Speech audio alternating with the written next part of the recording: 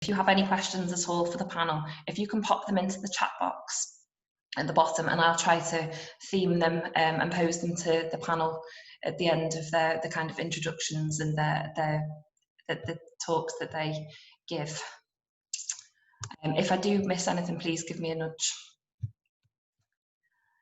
Okie doke, brilliant. So now to introduce our panel. Pat McArdle is the Chief Executive of the Mayday Trust, and she was the catalyst for reforming the organisation. Robert White was, up until a few weeks ago, Lead Homelessness Commissioner at Westminster Council, but he's taken the leap and now holds the title of Director of Change with the Mayday Trust. And Steve Marsland is Director of Housing and Employment at Bridges Outcomes Partnerships, and he's going to give us some insight into the innovative social impact bond that made some of this change possible for the Mayday Trust. So without further ado, over to you, Pat. Thank you. Pre-diabetic, does not eat a healthy diet, does not drink alcohol, as can be argumentative when drunk, does not have a lot of contact with family but would like more, states has never used drugs, okay with budgeting. I know some of you have heard me introducing myself before, but sometimes people are that I'm choosing to introduce myself to you. Yet, every day, up and down the country, this is what happens when you become homeless. We call it a need assessment. If we don't know your needs, how do we know what to do with you? Some of us who have experienced the system will know just how that feels. But let's take a minute to reflect on how we would feel if we had to present what I call our deficit profile. Wake up every morning thinking about what we'd have to share, everything we're not particularly comfortable about talking, and maybe not just once, but time and time again to people that we've never met before. Let's just think about that one aspect of being within the homeless system. And in 2011, that's what we did at Mayday. Mayday was a medium-sized, traditional supported homeless charity. We had 70 staff, £3.5 million turnover, offering accommodation and this support across 3 regions. We believed we were doing a great job. We were convinced. We had high supporting people scores who were our funders.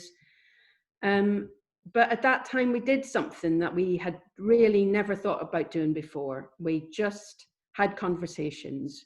We didn't have questions or focus groups. We sat on park benches. It was no academic study, but we just listened to people. And then we reflected on what people had to say. And over the last 9 years, we have transformed every aspect of how we work, how we think, how we behave, what our mission is. And we didn't ask people their symptoms, their needs, or what services they wanted. We didn't ask them to co-design the future. We just asked and listened to maybe hundreds of people and produced what I think has been circulated, which is this little innocuous series of blogs summarized in our wisdom series. But the 2 things that really, really struck us from talking and from those conversations was what people were saying was, when you enter the current system, the experience is at best intrusive, dehumanizing, traumatizing, and at worst institutionalizing. And the second thing, and this was supported by St Andrews University's data on supporting people, was the results aren't good enough. Too many people either remain in services or constantly return. So we went about researching in that really academic way that is called Google. And we researched responses to what people were telling us. And it was really interesting that we didn't find the answers in the homeless sector or best practice from around the globe. We find it in things like Harvard research on executive coaching, or the Search Institute's study on young people and what makes them thrive. And there was 3 things that really struck out of why the current system of homelessness in the UK wasn't working. And the first thing is something that many of you I know are familiar with, and that's the sort of need for asset-based approaches. Because what our research said is that if you continually focus on people's weakness, and there's a whole body of evidence that says this, is that you only get so far. Personal development and progress is limited. People aren't likely to sustain change. Whereas if you build on what people are good at, people have evidence that they can succeed. It improves that internal motivation, and the change that is made is likely to be sustained. And if we reflect on our own lives and when we've made change, that rings so true. So what that told us was that this UK system, which is very much based on needs and risks and deficits, it's never ever going to work. And then we came across fixing, and fixing is the art of focusing on the problem and not the person. And this was probably the biggest barrier to personalization and people getting through a tough time. By focusing on needs, whether that be complex needs, multiple needs, dual dependency, diagnosis, what we fail to do is to get an insight and understanding into the person. My deficit introduction will never tell you what I can bring. And this is what we fail to focus on, what people's resilience is, what the barriers and personal situations are. It's much too complex. But we continually reduce people to a sum of their needs. If someone is drinking to cope with childhood trauma, if they're drinking to survive street culture, taking their only survival strategy away will never work. Working on abstinence, trying to fix their drinking is never going to work. It may be our perception of that's what will help you get your tenancy and stay in your flat, but that is our perception, not that individual's reality. Fixing doesn't work. However passionate we are to change what we perceive as people's harmful behaviour, self-defeating beliefs, without the wider understanding of who the person is, we're never going to succeed. And yet every day workers are called drug and alcohol workers, mental health workers. But what we end up doing is compounding people's belief that their situation is hopeless. If that person has become institutionalized, they've built up a whole history of repeated failures. And the more you fail, and I know this because I've dieted for years, the more you fail, the less likely and the harder it is the next time, because you internalize what actually is a system failure because the system hasn't listened. You internalize that as your own failure. And then we discovered segregation, and segregating from everyday society impacts on our self-esteem, our values, and how we feel about our role within community. What the wisdoms told us was that people only ever talk to their key worker, professionals, or other homeless people who were trying to survive. People became very isolated from the mainstream, the homeless GP, the homeless art class, the homeless haircut. There was no core focus on developing relationships and purpose outside the homeless sector. And a lot of good intention leads us to try and solve isolation and loneliness within services. But that's never going to work. It's never going to be good enough for people to have paid friends. What we create is this huge psychological leap where someone's feeling of identity, community, family, status, everything that is familiar to them is within homeless services. We enjoy our community gatherings, our pizza parties, our day out, our group activities. And then we say, and there's your flat. Go over there, give up everything that you're familiar with and leave it all behind. And we're surprised when people come back. But we say that's because of your complex needs, not because we've created a psychological barrier within services that make it almost virtually impossible for you to leave.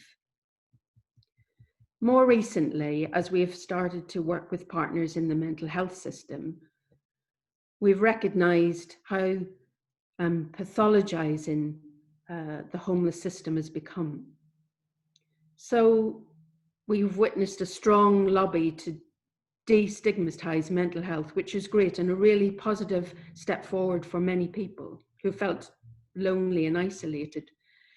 Perversely, what this has created is a move towards seeing everyday reactions to life through a prism of mental illness. Students who are under pressure with exams suffer mental ill health. Women experiencing violence suffer mental ill health. Us going through COVID have got mental health problems. However, there is a tipping point where when we only see people's issues with life through the prism of mental illness, the cure is either a label or a chemical solution. We start to internalize that we've got mental health problems, which limit our aspirations and our vision for the future. And today, more and more people who are homeless are being labeled. Unfortunately, the pill has yet to be invented that will provide a safe, secure home, and labeling people with mental health issues can often take them further away from achieving that. So Mayday's attempt to drive a truly person-led response can only be described as hell on earth, I would say. Terrifying, challenging. We changed our mission from a charity set up to end homelessness to stopping the systemic institutionalization of people in services. We saw that as part of homeless and supported housing sector, we'd become part of the problem. And it was the system that was the problem, not the individual. So all of our work, going to Finland, looking for all these new fads, new innovations, were never fundamentally ever going to resolve what ultimately was a broken system. On a snowy September day in 2012, we presented our strength-based, asset-based vision for the future. That's where we started out. We said we were going to throw away all of our policies, procedures. We're going to evolve a new way of working. And we give staff at that time the opportunity to get on board, but we didn't want to force people. So we offered people redundancy. 50% of staff left at that time. It was absolutely terrifying. But we kept going and we separated out the support and housing element of our supported housing. Our arrears doubled in that first few weeks, and our boards didn't say you're fired. They said you've learned how much time key workers actually spend chasing rent, not supporting individuals. Cannot tell you the many, many lessons that we learned in just following the person. In 2006, we had gained sufficient evidence to see that by just giving people dignity and respect, allowing them to come with whatever they wanted to come with, choice and control were a big thing. And there was enough evidence to say this is working, people actually getting out of the system and getting on with their lives. So the board made this decision in the minutes, a couple of lines, that we would only work within contracts in areas who would allow us to deliver this type of work.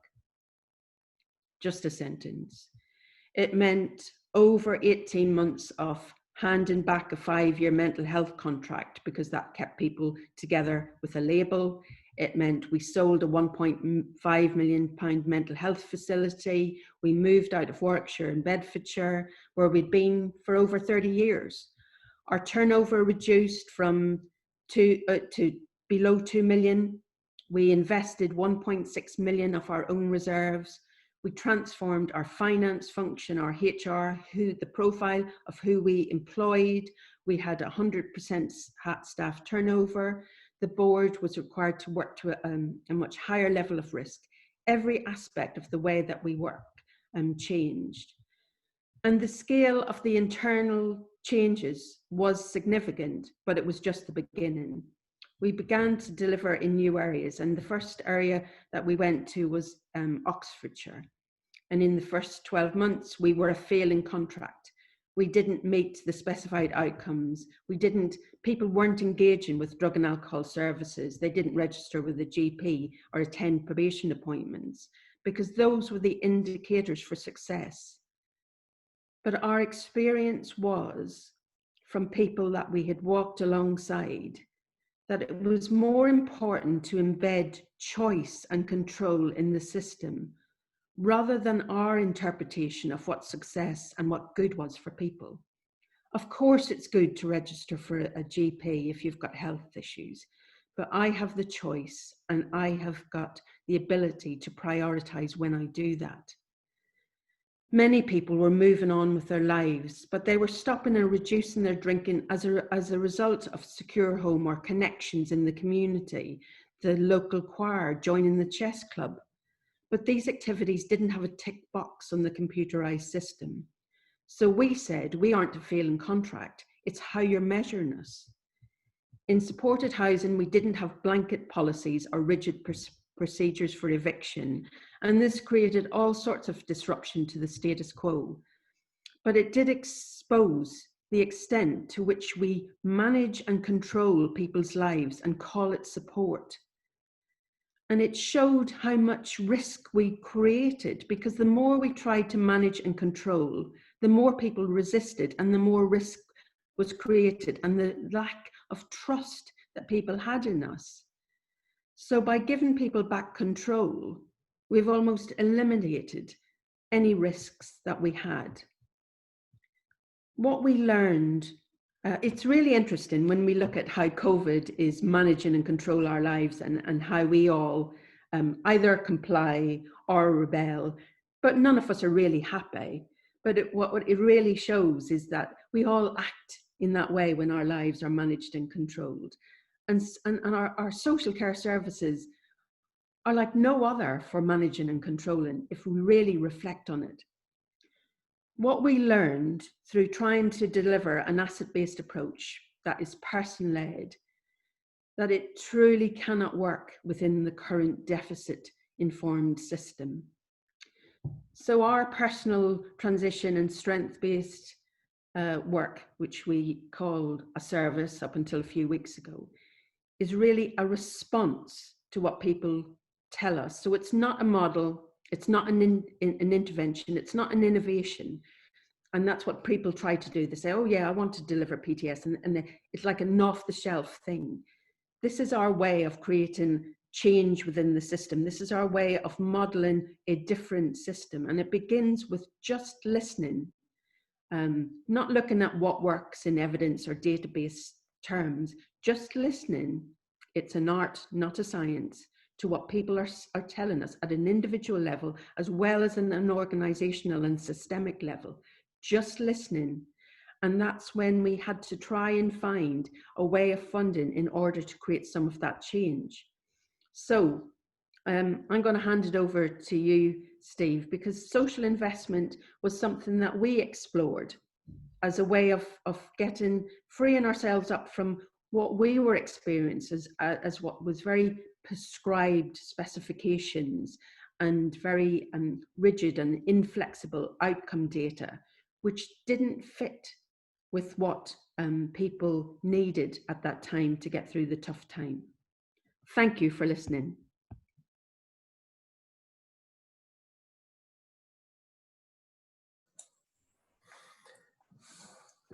Thanks, Pat. I think this is the third time now you've done this to me.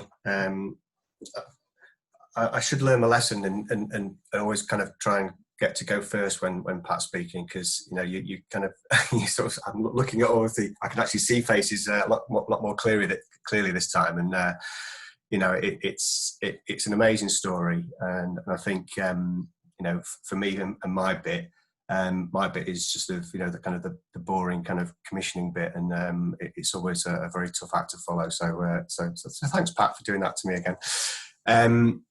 So I mean, I think what you've heard what Pat's had to say there, and I think I'd be very surprised if anybody sort of, strongly disagreed with how we should be sort of evolving these types of services. But the conundrum with this is always, so how do you commission for that? How do you sort of put your trust, if you like, in an organisation like Mayday to deliver results when the specification has been ripped up and sort of put in the bin? So I mean, I think a lot of you will have preconceptions about SIBs or social outcomes contracts as we're trying now to sort of rebrand them a little bit, because we do feel that the SIB kind of branding is a little bit mystifying and probably a bit confusing, over complex, and I'm sure in the past it's been all of those things. But wouldn't it be great if we did have sort of commissioning tools that kind of brought together agile and efficient delivery of services, particularly in areas where services need to be highly personalised and bespoke to individuals, but therefore are more difficult to specify and control centrally, and sort of have commissioning that can really empower local community partnerships to take ownership of that design and delivery, while at the same time ensuring that government can really hold them to account for performance achieved, and also sort of dramatically improving the sort of quality of data and on the effectiveness of that service. So, we think that social outcomes contracts goes some way towards that, because by defining what those outcomes should be, and that is quite a key part of it, and sometimes that isn't done well. But by defining those end outcomes, in homelessness case, it's if people sustaining tenancies and living independent lives, then you can then allow the delivery partnership to get themselves together to work out what the best way of doing that is in the local context, and in the circumstances of the individuals that are going to be part of that project. Now, I do know there's plenty of projects out there that aren't branded SIBs that achieve that just as well, and there's plenty of projects out there that are branded as SIBs that don't achieve that, and there's plenty of projects out there that aren't branded as SIBs that do that equally as well. So I'm not saying for a minute that social outcomes contracts are the answer to all of this, but we do believe that it can create a much more kind of collaborative, flexible, and sort of accountable set of kind of an environment that allows, in our view, greater success at those longer term outcomes of sustainable tenancies and independent living. But my role within Bridges is around the sort of the homelessness projects. We do have other projects as well that look after other sectors. I mean, I don't really want to sort of jabber on too much more than that, really. I mean, I didn't want to use this sort of forum to sort of get into the detail of the mechanisms of social outcomes contracts. The only other sort of point to make really is I think just one of the key aspects of this is that the risk with social outcomes contracts, or SIBs in the old world, sits with the investor. That's part of our role. Part of our role is to look at a particular project, look at how support with its design, and then back an organisation like Mayday to deliver the results. And that backing does come with a little bit of scrutiny, as I'm sure Pat will will contest. And there is a bit of tension between the real purity of the model that Pat talks about and achieving outcomes. And we've learned a lot as a social investor in this space by almost having to sort of just to hold back a little bit and allow the magic to happen, rather than kind of sort of be sort of chasing and try and pushing for outcomes too soon, because I think that is certainly is the wrong way of doing it, and we've learned from those sort of mistakes in the past. But just to sort of help you understand it, so obviously with if a commissioner is going to put their money on payment on outcomes, what that does is it generates a cash flow issue for delivery providers, particularly for the third sector organisations, and that's the role of the social investor. So we will put the money up front. We will pay for the delivery of the service. We'll work with providers to design a resource model that we think will work and achieve those outcomes, and then the delivery partner is sort of protected, if you like, somewhat from the sort of the commercial and financial risks that outcome contracts bring. And what we hopefully will do is stand back and allow that delivery partner to deliver the services and to innovate and to keep flexing and being creative, because one of the beauties of these contracts where you don't have a specification is that if you're trying something that doesn't work, you can try something else the next week, or we can invest more in a particular aspect of the service that we find it is having good results, and you can constantly iterate the service and keep it flexible, and as long as we're all sort of aligned and focused on those end outcomes. So why would commissioners do it? You don't have to spend a lot of time working up complex specifications. You allow the delivery partnership almost to do that for themselves, but in a really flexible way. So you will have a starting point. You will have some ideas as you build and design the delivery model, because obviously you've got to have some idea of what that resource looks like and how it's going to be deployed. But I think it makes these sorts of contracts much more accountable. So traditionally you may well have set aside a chunk of money and allowed a provider to deliver against a specification without really any certainty that they're going to deliver the results that you want. So actually making sure that we've got properly defined metrics in place, and you can then report back against how well the project is against achieving those.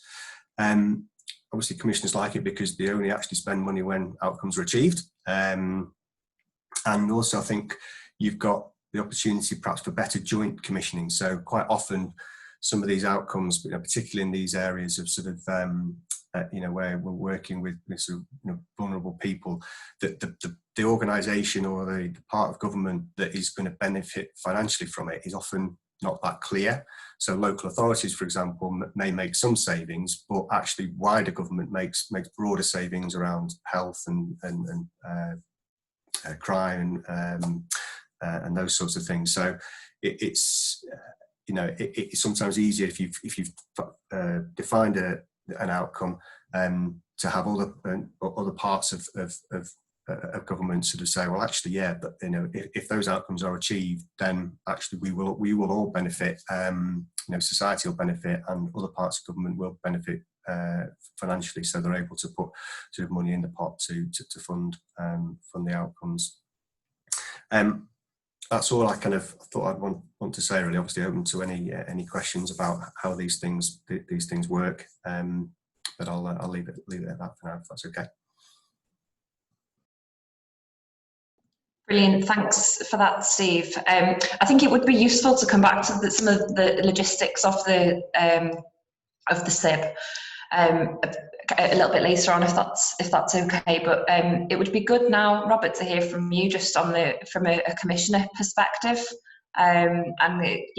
just to talk us through what does it look like and feel like from a commissioners kind of sitting on the other side of the table. How does it feel for you? What were the challenges? What were the benefits? How do you bring people on the journey with you as well, really, I suppose? Okay, so it's terrifying, awful, didn't really want to do it. I think I was a commissioner at Westminster for 6 years, and I know there's commissioners on the call I don't need to tell you how challenging that can be sometimes when you're responsible for something as broad as reducing rough sleeping or ending homelessness or some sort of target like that, and it becomes very quickly apparent how divided your time and attention has to be. I was responsible for making sure that businesses could function and residents were happy, as well as making sure that people were getting the types of support and interventions that they needed. And Pat referenced something there about the art of mass fixing, trying to get people fixed up and out the door as quickly as possible. And that was our aim. We saw 3,000 people on the streets every year. We had 400 people in our rough sleeping pathway, another 400 in our mental health pathway. There was 2,000 people across supported housing in Westminster alone. And it cost, at one point, was costing us £14 million a year to try and make sure that we were getting people fixed up and back out the other end of the pathway. And needless to say, we didn't really very often. And it became quite apparent to me in 2018, after we had ripped out £2 million of our £6 million rough sleeping budget because of austerity and the need to save, taking 2 million, and then we drip fed £3 million back in with the Rough Sleepers initiative and the wonderful work of the Ministry of Housing and trying to make use of. Now I think they've said they've spent £1 billion so far. It seemed to be going well, but we put that money back in, and it was 2018 when we got a phone call from the Deputy Director of the Department of the Ministry, and they said, Westminster's making us look pretty bad here. We're putting all of this money back into the system. The Prime Minister said that he's completely committed to this, yet your numbers keep going up. So if you could do better, do more, we'll give you whatever you want. Blank check, it's yours. Just get the numbers down. And that was so exciting for us, because you don't get blank checks in homelessness, and you also don't really get much central government attention. So to have both of those things at once was exciting. And for me, it was exciting because I was the lead. So I got the opportunity to put quite a shiny sticker on my CV that I'd managed to end homelessness and rough sleeping in Westminster. So we worked ridiculous hours, and we put £500,000 into doubling the size of our night centre and making our outreach team bigger and faster, and making our assessment centre work with more people in less time. And we thought we were doing pretty well. 2017, I think the street count, the national street count that we all have the pleasure of doing, was 217 people. And then so the 2018 one needed to be less than that, and it was 330 in the end. So we'd not only invested all this time and money, but our numbers had gone up by a third. And it was at that point that it wasn't at that point, it was a few months after of crying into my pillow, but it was around that time that I realised that it really isn't about chucking cash into the system or changing some bits around the edge or innovating to have faster and better versions of a system. It's the system itself. And it was really obvious to me as COVID hit in Westminster that, of course, you can chuck people into hotels, and of course people will go inside, particularly when there's the fear of a pandemic that will kill you. You're given an unconditional offer of a space by yourself. Sounds pretty good to me, and most people took it. Of course, not everybody, but most did. And it created quite a buzz that this could be the end of homelessness. But again, it wasn't addressing the systemic issue that we're creating interdependencies in a system for people that need to break free and have their own independence and their own choice and control of what's doing. At Westminster, we were the kings and queens of innovators. I had a colleague that was called the Queen of 10K because she could rattle out an innovative model for less than £10,000 so we could avoid any procurement regulations. And we did loads of those things, and they were all really good. You know, the homeless barber, the homeless vet, the homeless GP, the bank accounts for people that didn't have an address. It was all good, relevant stuff. But it was there because the system was continually creating these issues that needed those kind of innovative responses. And it was driving me mental. And so I think I needed to get into a situation where the focus moved away from getting a faster horse in the race or polishing the turd, and moved into a situation where we were just creating something new. And I say that quite sort of simplistically, and it is a simple concept, but it's an incredibly difficult thing to achieve, because the system, the deficit system that we operate in now, is completely interdependent on each other. There's no one state actor or service provider or charity or superman on the street that's causing the issue. We are all interdependent on each other, and we're part of that system. Mayday are part of that system, and we're trying to break free of it, but we're still in it. And I think the only way forward, the only reasonable thing that we can do is to work together to try and model and come up with something else. And so I left Westminster. When was it? September. God, what are we in now? October. Blimey. Seems like a little while ago now, but it wasn't. And I joined Mayday at such an opportune time for Mayday, in the sense that they were really starting to get a grip of what possible solutions there were, and for me it was a good time, because I was just going around in circles. And we are now trying to get to a point where we have an opportunity, much like Steve's articulated, for the service delivery, the provider, the charity, to work with the funder to identify how it could be different. And we're taking that in a slightly different direction with something called the transitions pilot, where we're working, we as Mayday are working with a local authority team of commissioners to try and model a different approach, and try and look at how things can be funded in a different way. And we've talked about the language, and we're responding to what we're being told. This isn't an innovation on what exists at the moment. This isn't floating support done well. This is something completely different. And it doesn't rely on labels, it doesn't rely on pathways, it doesn't rely on funding streams, all the things that I was completely reliant on. I had to draw down rough sleeping funding, and I had to tell central government that whatever I was doing had a rough sleeping angle on it.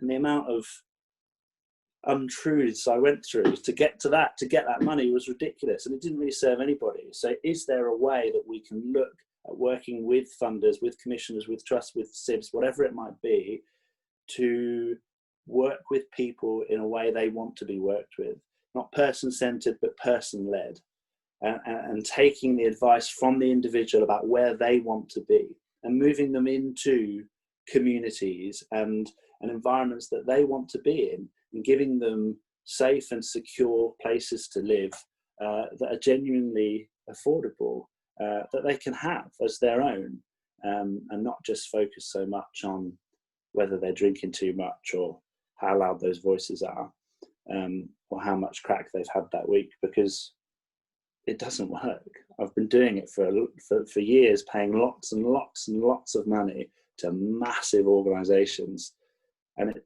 doesn't seem to be working. So there must be something different. So that's what we're doing at Westminster, and hopefully we can find more and more opportunities to roll out the innovation partnerships and roll out the transition pilots, to just see what we can do that might start showing some impact. And that's us. Brilliant, thanks Robert. Again, just really just so interesting to kind of have the perspective of commissioners and providers in the same space. A question from Kath Wallace. So Kath is the divisional manager for, I don't think it's just homelessness, it's homelessness and a load of other stuff at Liverpool City Council, but she does lead on homelessness. And she's asking what type of response Mayday gets from service providers who aren't working in the model, and does it cause tensions? And also commenting that it kind of identifies with everything that Robert's just talked about there. So yeah, it does. when I left Westminster, I told, so I mean, I don't think we're supposed to name names really, but in Westminster we work with St Mungo's, we work with Look Ahead, we work with SHP, the big boys, the people that could write the shiniest bid got the contracts at Westminster. And when I told them that I was going to Mayday, it's disbelief. What? Why? What? Not those guys. And it's eye rolling, and it's because we're a threat to that way of working, and big organisations like that can be very, very reliant on the system staying how it is, because that's how they pay their bills and keep their staff. So yeah, we're not always the most popular in the room.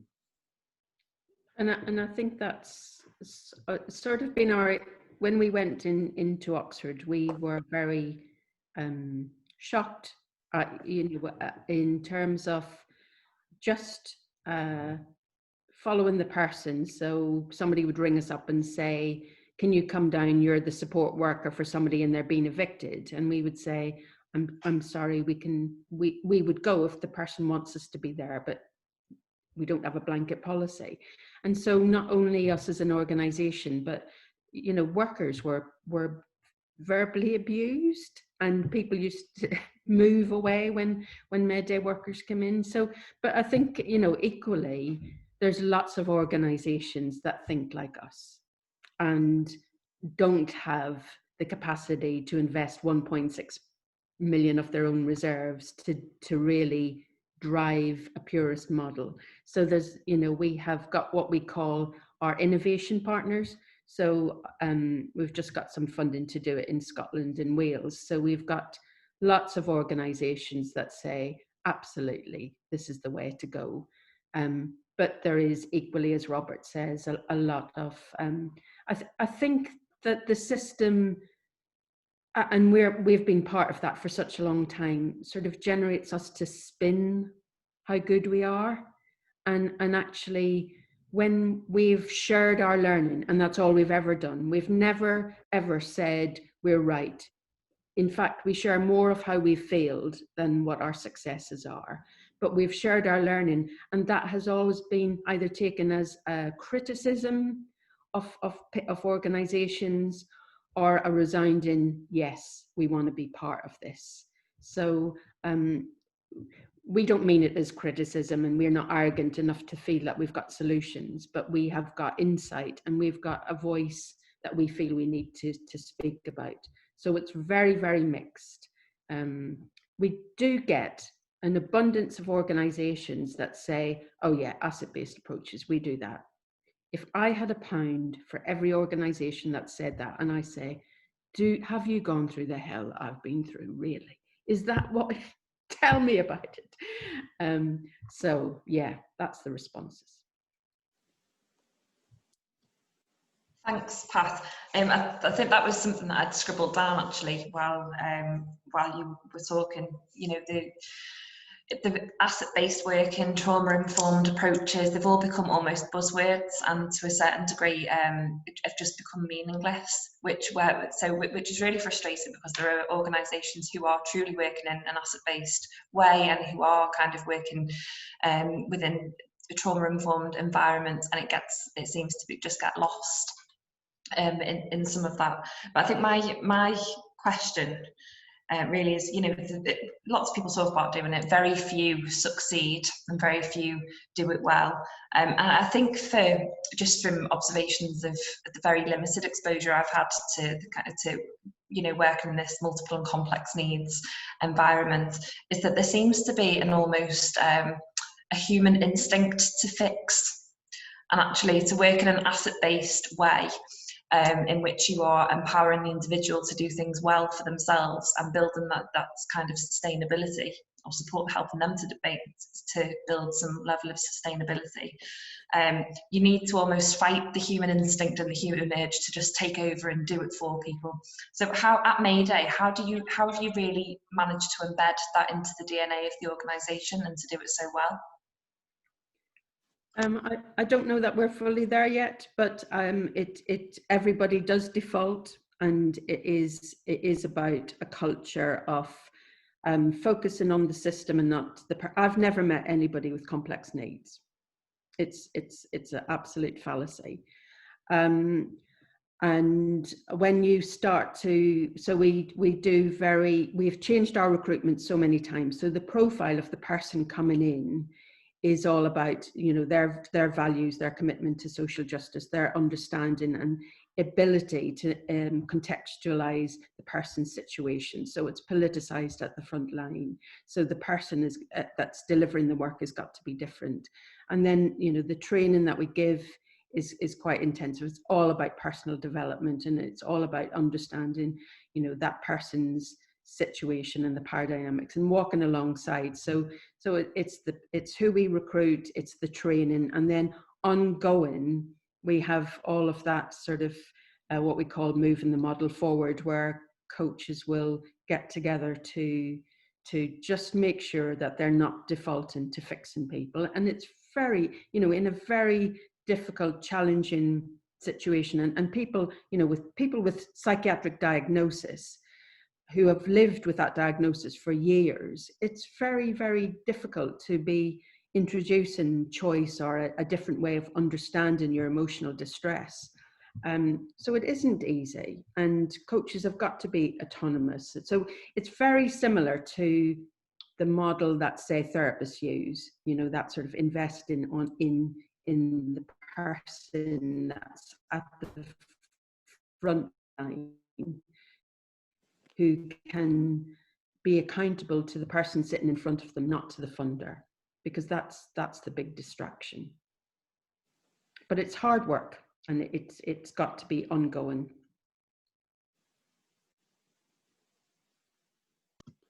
We talk a lot about unlearning and the need to the need to take what you did do and try and unlearn that. And I've been doing that a lot in the last few weeks for sure. But we also say a lot that once you see it, you can't unsee it, and you do start to approach things in your everyday life in a very, very different way. And my partner will tell you that I'm terrible for just trying to fix whenever she's got something going on, and it doesn't help. It providing an ear and just listening and letting that person talk it through yields much better results, but it takes longer, particularly if you can see an easier way to fix it. But if you fix somebody's situation, how do they know what to do the next time if you're not there? And we know how long funding streams last. We know how long people live in supported housing before they get the honour of moving to the next level and going to more semi-independent housing. Well, you're gone then. So how do they know how to do it? So it can be a bit of a longer game, but I think it's essential. Otherwise we have what we have all the time, which is people returning to the streets or back into the system. And that was a figure that we used to band around in using Chain, the system in London. Returners was the catch category. It was massive. The number of returners was higher than the number of people sleeping on the street. It's like, and we never assessed it. It was always like, oh well, like that just seems insane to me. I suppose listening to all three of you talking today makes you question how we do get it so wrong, and how I think we just managed to overcomplicate systems massively, and that's probably landed us where a lot of local authorities are at the moment. Gary, did you want to ask your long question? Well, I'm hoping it's hi. Yes, thank you so much, Laura. I hope it's not too long a question. Thank you so much for that. It's great to be on the call and inspiring. And I kind of affirm what Pat said. When I started my kind of journey working as a frontline member of staff in homelessness services in 1989, I thought dual diagnosis sounded as bad as it could get. And now we've catastrophized the title into multiple and complex needs, and now it's got even worse, and we're now talking trauma-based care. So if I felt crap about myself as an individual in 89, the labels have just got catastrophized beyond all recognition as to how terrible my life must be. So I think I see, as we have seen a positive growth in the development of our language set around asset-based and capability approaches, we've seen an equal and opposite growth in language around how very complex and traumatic life must be for some people. The question I want to ask is, if at the heart of one of our challenges around experiencing homelessness is being profoundly disenfranchised and dislocated from a rich and thriving sense of community, what work are you able to do around developing inclusive and embracing communities which themselves become the crucible where people find a new identity, as well as the work done around the individual themselves travelling that journey? So I suppose it's my question about community assets as well as individual capability and asset-based approach. Does that make sense? Yeah, it does. So I suppose there's two things that I would want to answer. Is I think that what the current system does is distracts us from the real systemic problems, and that is the lack of investment in community, in youth, in housing. And what are we doing about that? We're trying to deconstruct this system so that somebody sees that actually it's a lack of housing and lack of investment in those areas, and it's actually cheaper to invest in those areas and have thriving communities than try to cure all our ills. But you know, who the hell's Mayday to be campaigning on that? On an individual level, so instead of fixing people's problems, what coaches do is have great times. They go off playing golf or chess or Zamba classes or whatever. So the specific responses to what we've heard is that people need to get the hell out of the system. So instead of going to the homeless art class, a coach builds a one-to-one relationship and then tries to, as a core intervention, we'll go with that person into the community. So we'll go to the college in Oxford, not the homeless class, but to the London fashion and design, and people will build up real true friendships and connections with interests groups as a core way of working. And that, so why we're a failing contract continually in Oxford is that instead of doing the mental health referrals, we're out doing the graffiti art classes and everything else. So on a one-to-one level, we just use the responses and the resources within community. And there was there's hundreds. I don't pick out the prize examples, but there was a woman who had been street drinking 20 years and got into Didcot Chess Club and is there with her chess mates, happy out in her flat, and so that's the sort of thing is what we do to try and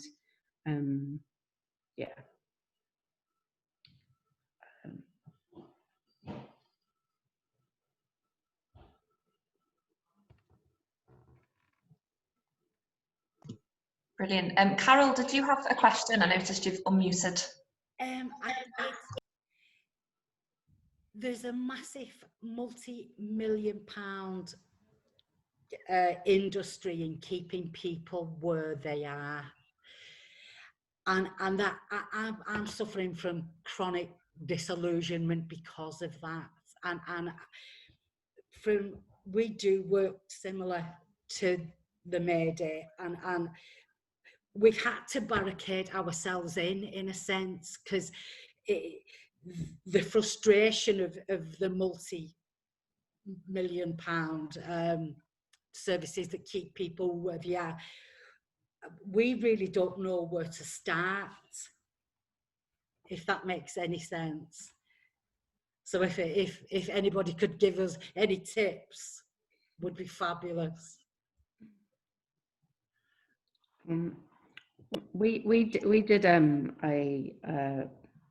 some conversations recently. We sort of advertised wisdoms from the system, getting people from all sorts of people in the system, people working in the system, all together just to share their experiences. And somebody said it feels like we've come in from the cold, and I think absolutely we've all felt totally isolated.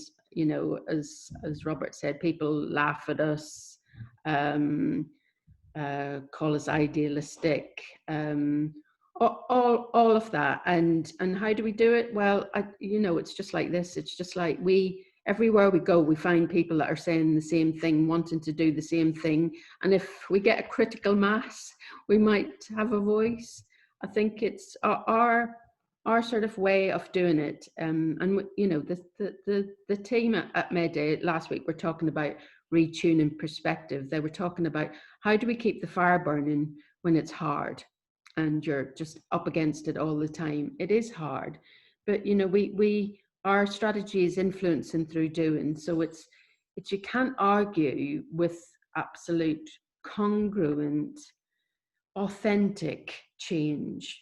And so we just keep doing it as best we can and try to survive as best we can by doing the right thing, and not telling people, but sharing then afterwards. So it's not easy, but coming together. And certainly we have innovation partners, so other organizations that are trying to do the same thing.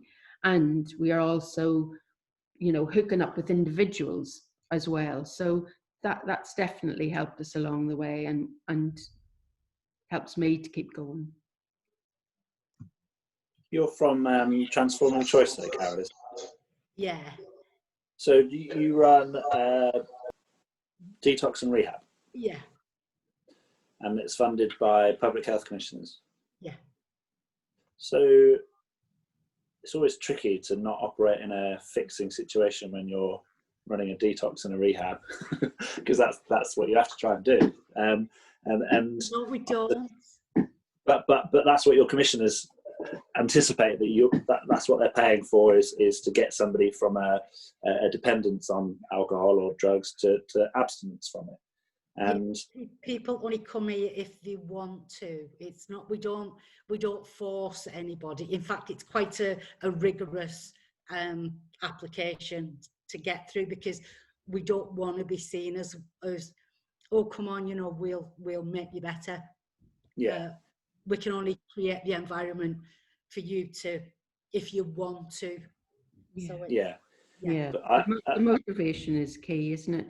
I think one of the things that we found, because I know that we've met with a lot of your team, and I think the thing that we found enabled us to do that is to give that sort of motivation and hope back to people is really when we worked within the SIB, because there wasn't the specification there, you know, that, and the SIB give us the ability to fail and then learn and adapt. Whereas we, in the commissioner relationship that we had, it was all about a very linear, you've either hit your targets or you haven't. Yes. And so there was perverse incentives that we were honest with all of our commissioners. So if 50% of people in supported housing were only there to get a roof over their heads, we told people that, our commissioners that, and obviously that's a problem. It's not a problem for Steve, you know, working in a SIB. So we can be honest, and then we can learn and adapt and do something about it. And my understanding was that you had that sort of relationship with the commissioners. Yeah. Which is the critical bit. Definitely. I think that the Transforming Choice have got just from my knowledge of working with Transforming Choice over the past few years, I've got a pretty strong relationship with commissioners and an understanding, a flexible relationship with commissioners. Although obviously there's work to do, not just from a commissioner perspective, but across the system. If we're to embed this truly, we can't have one part of the system or one service working really well when the rest of it doesn't work. really well. And I think that in response to your kind of comments question, Carol, I think that Pat is right. You know, system change lies in the bold, the brave, the pioneers, people who aren't afraid to kind of bump into the tension and have the difficult conversations, and kind of building and maximising those networks so that you do build that critical mass. I've got a question here from Jill Healy at Taurus, who is posing as Lise in the conversation today. Jill is one of the managing directors at Taurus, which is a social housing provider. And she is asking kind of much more kind of practical question, really, around performance managing staff and what do you look for when you do recruit people? So we have an assessment day and a process that looks for people with a strong sense of their own identity, a strong commitment to social justice, what we call system activists, which we've broken down for HR purposes into people who are very much aware of their own power and how would I frame it as an old radical social worker. Positive disruptors, Pat. Yeah. And because what we found was that it was much easier to train people in the skills and knowledge around the choice around how you work alongside people if you get people that understand power, and that was the critical thing. And things like finding out about alcohol relation, the choice around how you understand your alcohol use or mental health issue or whatever, that can all come next. So that's the interview. And in terms of, we say we are working towards a learn and adapt rather than a performance culture. So there's lots of investment in those coaches, the frontline staff, and the sort of reflective practice and conversations.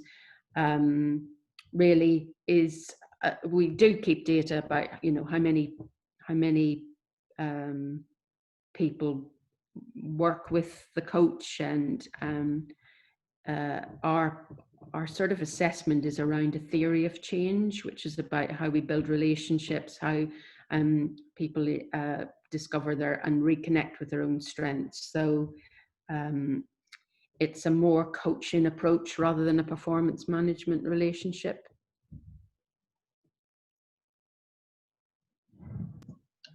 Brilliant. Jill, did that was that the response that you were looking for? Did that answer your question? Feel free to unmute yourself, by the way. I'm not in complete control of this. Yeah, I think so. I think obviously it's a very different way of working for a lot of people. What's things like your staff turnover like? Do people prefer to work in that way? Is it because it's quite a different culture for where a lot of us are currently. Yeah. I mean, I would say that turnover is probably slowed down, although we have gone through another restructure. But I mean, that's the thing about when you sort of start on that. Somebody once said to me that change never stops. Staff turnover. So yes, it is a very different role. So it has taken us a long time, but I think now we've got we're as close as we can be in what a coach looks like. And the people we recruit like working in that way. Very much are people who might have worked within the system and are very disillusioned. They might be students who are very passionate and want to work in a way that it's a more like sort of human rights driven rather than a support driven approach. So it sort of changes the nature, but so many people would come and say, I've really been looking for this opportunity. I don't see another organization that offers me this way of working. So I think we're as good as we've ever been in getting the right people doing the right things that can walk alongside and allow people to have their own control over their life, but just by giving them that sort of choice. But it's very different. Most definitely, it's very different. I can almost imagine it to be quite empowering as well, because I think that one of the difficulties when you do work on that, you know, basis of fixing people, is that you take ownership of their problems, and that actually when you back away and realise that they're not your problems to fix, and that you can, there's a limit to the level of work that you can do. I don't know, I can imagine that it gives you some breathing space. Another question here from Jacqueline Snell, just asking about the kind of, going back to the SIB really, and actually what are the outcomes that the Mayday Trust work towards, and what is the measure of success for the SIB? So the reason I think that the SIB worked for us was that we were able to set those with Steve and Bridges. So our thinking and our theory was that when our theory of change ends when people regain hope and motivation to change. And when we reflected on that, most of us will want to have a sort of safe, secure home. Most of us will want a purpose in life and potentially friends and family. So we turned those into our outcomes, believing that there would be enough people that would achieve those outcomes, and they could deliver perverse incentives in terms of number of people into employment, number of people sustaining their accommodation. But having those as the end result meant that the coaches never ever saw, there was one coach actually, never saw what the outcomes were, which was a bit disarming for Steve. But our fear was that if it would be that just get somebody into a job and fix them. And what we said, hold fire, deliver that sort of experience where people take control, get hope, get motivation, get on and do their own thing, because people actually get on with their lives once they've got that. And you'll find that, surprise, surprise, they will get jobs and they will sustain their accommodation if it's safe, secure, not anxiety-inducing pathways or temporary accommodation. And surprise, surprise, that worked. So the outcomes were the standard outcomes, but the way those were delivered was certainly not as a focus to what we were doing. It was anything but. And I've got to say that sort of that relationship in being able to fail, learn and adapt really helped us. So in Northampton, where we were supposed to get people into employment, what that exposed by Steve continually questioning me every month, or the team, why aren't you getting people into employment? What it exposed there, and we met with DWP locally, was that in supported housing, because people can't work because the rent's too high, a lot of people went into cash in hand. So we'd proof that people were working in cash in hand because they really that was their choice. That the amount of logistics and 0 hours contracts that people had was huge, that the amount of people that were paid off at 13 weeks when they're about to get their employment rights was significant.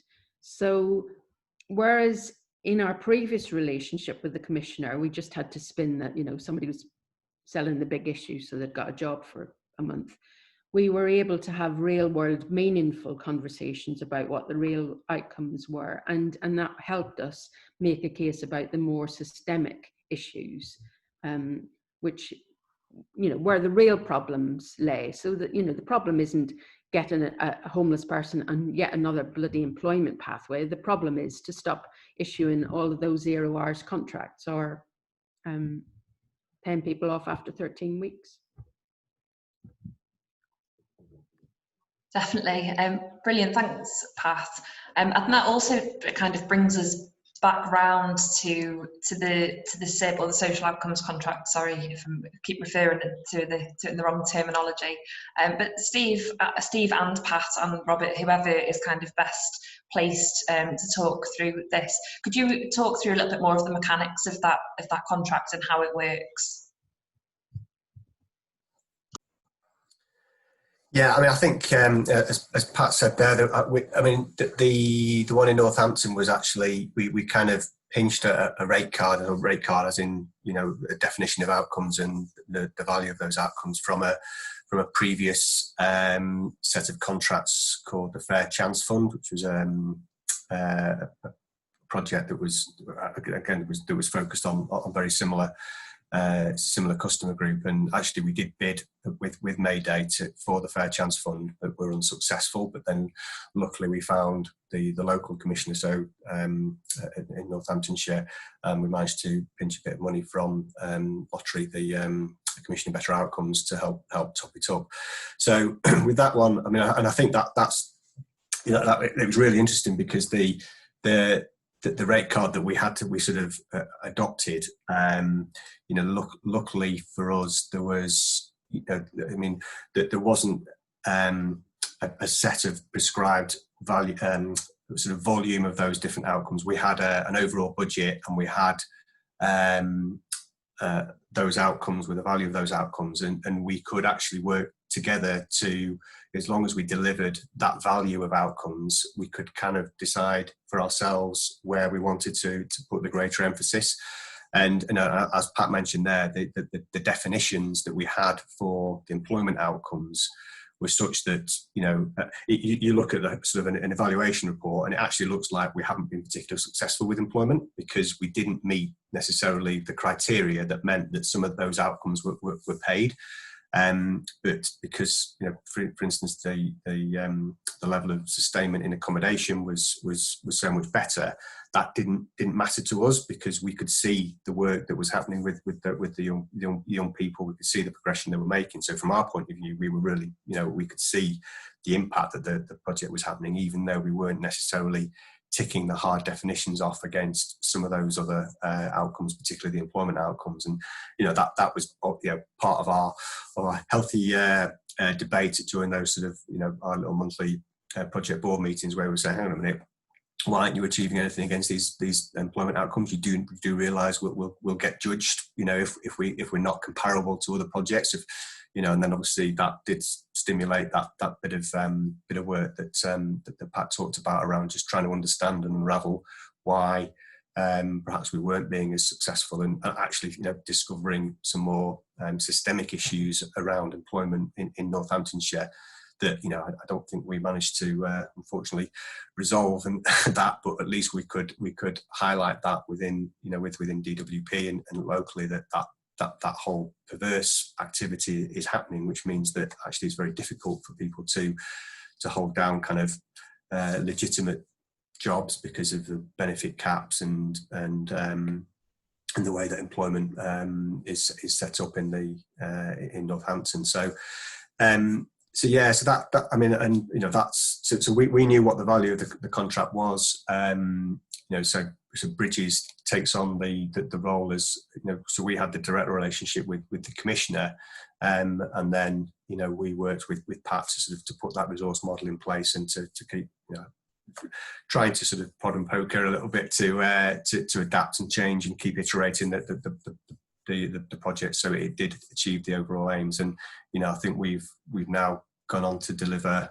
I think about sort of heading to sort of 15-20% more outcomes than we will have actually been paid for. So the contract is capped. So the level of outcomes is capped. So once we've reached that cap, then obviously we know that we've obviously we've been able to cover all the costs of the project, but we will carry on delivering, and we're still recording outcomes now, particularly those sort of longer term sustainment outcomes. So we're actually been able to evidence that, you know, that this project has delivered more outcomes, and therefore this kind of overall kind of unit cost, if you like, per person is coming down and down and down, because we're still recording outcomes now, and able to evidence those back to the commissioners. Brilliant, thanks, Steve. So just kind of For me now, I don't know if anybody else has got any other questions, but I'm really interested in what the next steps are for the Mayday Trust. What are your priorities now? Robert, what are you looking forward to getting stuck into in your role? Lots and lots. So big priority for me is to try and take the information that we've gathered through the wisdoms and all of our experiences over the last 9 years and help translate that to a language that commissioners and civil servants and ministers can understand and hopefully get on board with. It is about creating a movement for change, and it is about that sort of true sort of paradigm shift. It's moving away and stepping forward from that innovation and turning it into genuine systemic change. And the way to do that is, we believe, it is to do as many of these transitions pilots as we can with commissioners at the moment, because that's where we'll learn.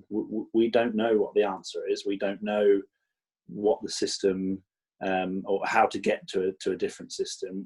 We don't have the answers, and the only way anyone is going to get to them is if we have a go, and we want to see what's possible if you try doing things in a different way. So our first transitions pilot will hopefully launch in the next couple of weeks in London, but we want to do more, and what an opportunity to trial something new whilst you guys go through a sort of period of change yourselves. If you've got if there's interest in Liverpool City Council or any local authority to do this and perhaps run this alongside sort of strategic and strategy redesigns and commissioning redesigns, whatever it might be, we can run alongside that and test out new things, test out new models, test out new outcomes frameworks, new data collections, whatever's possible.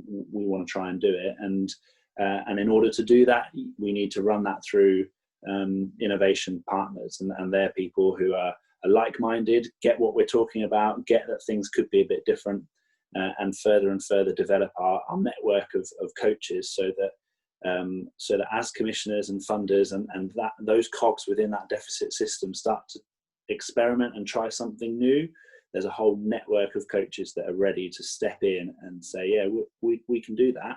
And if it turns into a funding relationship or a contractual relationship, then fine, but let's work out a way that is genuinely meaningful and genuinely a shared power dynamic, which moves away from the slightly strange sort of master-servant relationship that us commissioners love so much. So yeah, that's the aspiration for the next couple of years, really, and we're going to host a few events in the new year, which will hopefully get more and more people interested and excited about what we're talking about. And at the moment, I'm just shouting it all from the rooftops as much as possible. There's only so long I can say former commissioner at Westminster Council before I'm no longer that. So I'm dining out on that as much as I can at the moment. I think it's difficult not to get excited about the work that you're doing at the moment. I hope that everybody enjoyed this call as much as I have done today. Has anybody got any final questions before we thank Pat, Robert and Steve and log off? No?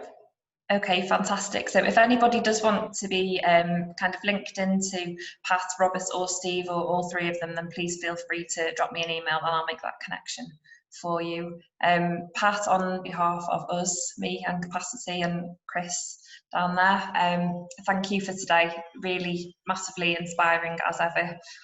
It was great that you could join us. Thank you for listening. Really appreciate it. Thanks for your time. Thank you all. Thanks for joining us, everybody. Thanks.